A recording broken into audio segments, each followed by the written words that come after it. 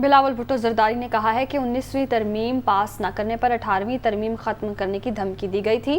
مانتے ہیں ہم دھمکی میں آ گئے، شاید اس وقت کی اپوزیشن جوڈیشل ایکٹیوزم سے خوش تھی۔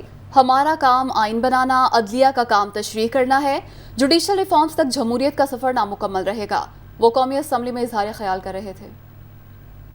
اس ہاؤس کو، وقت کا وزیر اعظم کو، وقت کا وزیر قانون کو دھمکی دیا گیا کہ 19th امینڈمنٹ پاس کرے، واپس ہمیں اپنا اختیارات دو، ورنہ ہم آپ کا 18ویں ترمیم کو اڑا دیں گے۔ مانتا ہوں کہ یہ ہمارا غلطی تھا کہ ہم وہ اس دھمکی میں آ گئے۔ ہمیں کبھی 19th امینڈمنٹ نہیں پاس کرنا چاہیے تھا۔ اس وقت کا اپوزیشن شاید اس قسم کا جوڈیشل ایکٹیوزم سے خوش تھا۔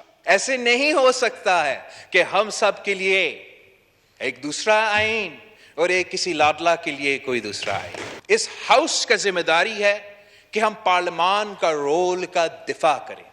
ہمارا کام آئین بنانا ہے اور ان کا کام ہے ہمارا آئین کو انٹرپریٹ کرنا۔ جمہوریت کا سفر ہے، وہ سفر نامکمل ہوگا جب تک ہم جوڈیشل ریفارمز نہیں کریں۔